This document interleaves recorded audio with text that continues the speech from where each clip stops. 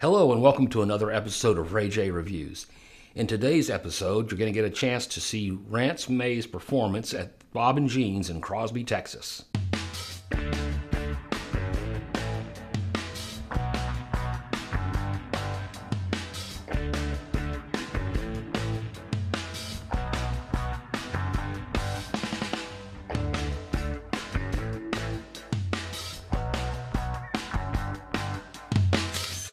Rance May is a songwriter and performer, originally from Anahuac, Texas. He now resides in Austin, and actually I think he owns a bar there as well as his business as a songwriter and performer. He came out to Bob and Jean's in Crosby, Texas, which is near me, so I took the opportunity to go there and interview him and catch his performance. His genre of music is country, and he was quite talented, a lot of fun. He had some good lyrics, clever, and just he was a really enjoyable person to meet. As a matter of fact, I did interview him, so you get to meet him right now. Hello, friends. I'm here with Rance May, and we're at Bob and Jean's in Crosby, Texas. He'll be taking the stage in a little while with his band, the Coyotes. And before then, though, he's going to give us a chance to learn a little bit about who he is and what he does. Thank you so much for being here, Rance. Glad you drove out to Crosby, Texas. Yeah, man. Glad to be here. So, thank you for having me. Absolutely. So, I want to start off with a question that makes you go back to your past. Okay. So, you heard an album when you were, 11 years old? And Yeah. Is that what got you into 11 or music? 12. You know, I Tell me grew about up, and my grandpa, he listened to a lot of, George Jones and Buck Owens and, even into David Allen Coe and Hank Williams Jr. and all those traditional honky-tonk things, and kind of my whole family did that whole deal. And then it just kind of, it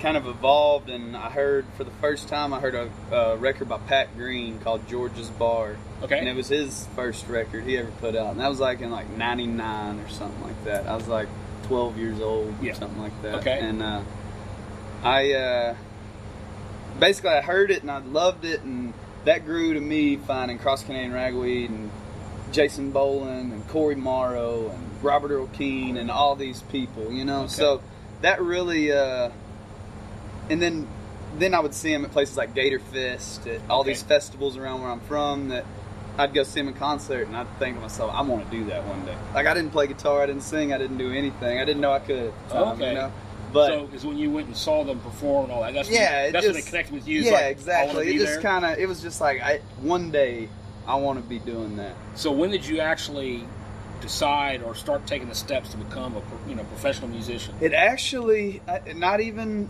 in like my teenage years, where, I guess right after it, like 6 days after high school, I went to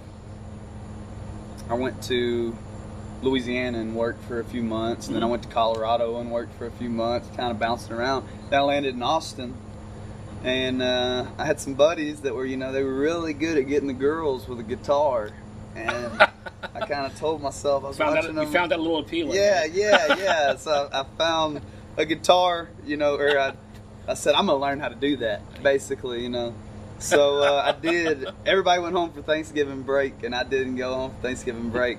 And I sat in front of a computer at YouTube, and I learned Time Marches On by Tracy Lawrence. And I sat there and played it over and over and over. And when my roommates got back home, they walked in the door, and it was just me playing Time Marches On. And that was the only song I knew ever, So I'd play it. We'd be at a party or something, and I'd play it, and I thought I was the coolest thing ever, And then that kind of escalated. I learned more songs and more songs. What is the most difficult about this business for you? What do you find the most difficult?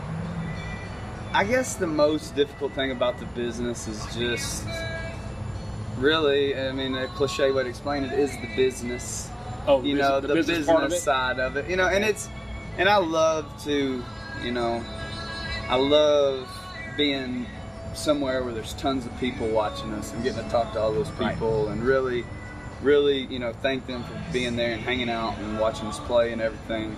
But then you got to deal with the other side of it. There's always, everybody has to make money, and everybody has to, to keep these wheels rolling down the highway. It's just kind of the way it goes, So if I could just show up and play music and not worry about it and never send an email, I'd probably be.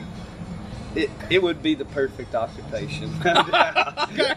Okay, well, I think you just answered what it is you like the most about this. Is you like engaging people? Yeah, I'd never been outside the state of Texas hardly. I rodeo when I was young, so I'd traveled around doing that, and but still, I haven't. I've got to see like 36 states playing music, which would never happen really, unless I was maybe a stewardess or something. Where you're going to fly and that would require you to do a few make a few changes in your appearance, maybe. Yeah. But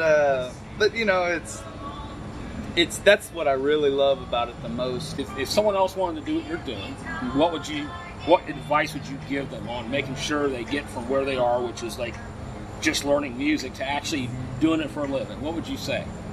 I know every artist probably says the same thing, but it's really dedication to your craft and what you're doing, and not just learning the music side of what you're doing. You need to learn all aspects of, it's kind of like if you have another job, doing whatever, you're going to try to learn every aspect of that job you can to be better at that job, So it's good to learn from people that's already doing it. I'm talking about like, how people get down the road, how people book shows, how the business side of things works, and I'm just saying how to make it all work. How to keep a band, how to, all those kind of things, and I guess that's for whenever you're really just wanting to get a band going and you're doing it. But just the way I look at it is nothing's impossible for anybody.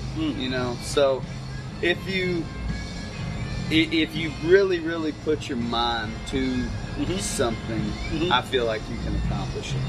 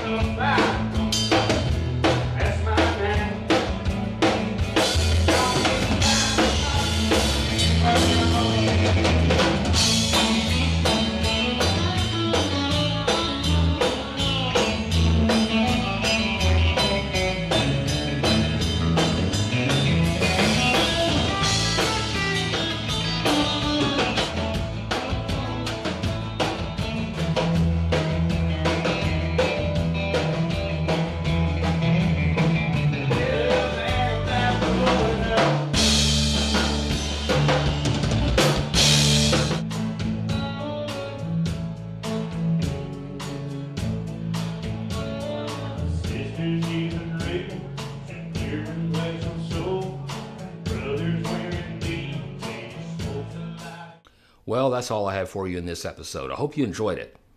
Please watch other episodes of Ray J Reviews and subscribe to my channel. That helps me a lot. But most important, I hope that you can get out and enjoy life.